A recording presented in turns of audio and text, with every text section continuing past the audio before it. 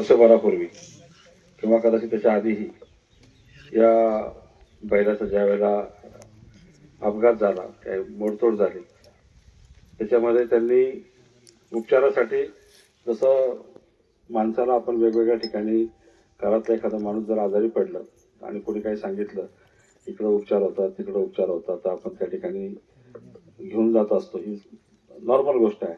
परंतु बैलाच्या बाबतीत देखील ते घडलं आणि अगदी जवळपास तिकडं शिरवळ म्हसवडपर्यंत जेवढं जेवढं शक्य होईल तिथं घेऊन जाऊन उपचार करण्याचा प्रयत्न संकेत, किरण, त्यांचे सर्व सहकारी, परिवारातले लोक सगळ्यांनी त्या ठिकाणी केला आणि जवळपास वर्षभर त्यांनी न पळवता तो बैल त्या ठिकाणी सांभाळला, दुरुस्त करण्याचा प्रयत्न केला, परंतु दुरुस्ती त्या ठिकाणी झाली नाही आणि तो बैल त्या ठिकाणी मरण पावला. आणि त्याच्यानंतर देखील हे दुःख आणि ही कृतज्ञता व्यक्त करण्यासाठी आजचा हा कार्यक्रम या ठिकाणी घेतलेला आहे.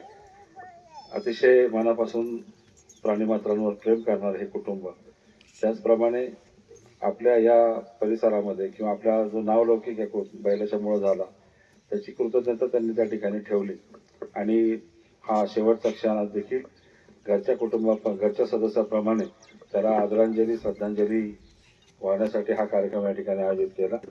प्राणीमात्रावर प्रेम करावं, निसर्गाशी एकरूप होऊन राहावं ही आपली हिंदू संस्कृती सांगते.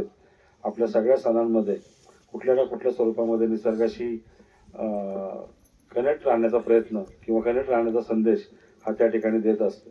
म्हणजे ग्रहताऱ्यांपासून तर अगदी मातीपर्यंत सगळ्या ठिकाणी माणसानं निसर्गाशी कनेक्ट असलं पाहिजे हा संदेश आपली हिंदू संस्कृती देते.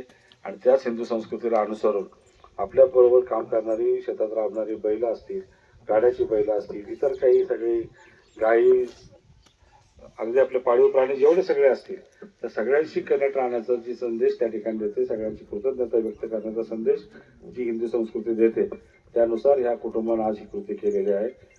समोरच्या सगळ्या अनेक लोकांना त्या ठिकाणी प्रेरणादायी अशा स्वरूपाची कृती आहे. आपल्यासाठी ज्याने काही चांगलं केलेलं असेल, आपल्याला मदत केलेली असेल, त्याची कृतज्ञता व्यक्त करणं ही मानवतेची भावना, ही मानवतेची निशाणी आहे. आणि म्हणून एक चांगली मानवताची निशाणी त्या सगळ्यांनी दाखवली. बाकीच्याही लोकांना याच्यामधून प्रेरणा देण्याचं काम त्यांनी केलं आणि कृतज्ञता व्यक्त करण्याचा याच्यापेक्षा चांगला उपाय त्या ठिकाणी असू शकत नव्हता, तो त्यांनी या ठिकाणी घरच्या सदस्याप्रमाणे त्या ठिकाणी पूर्ण केला. मी त्या कुटुंबाला देखील मनापासून धन्यवाद देतो आणि सत्या नावाच्या हिंद केसरी बैलाला आपल्या सर्वांच्या वतीनं भावपूर्ण श्रद्धांजली अर्पण करून माझे 2 शब्द थांबवतो. धन्यवाद.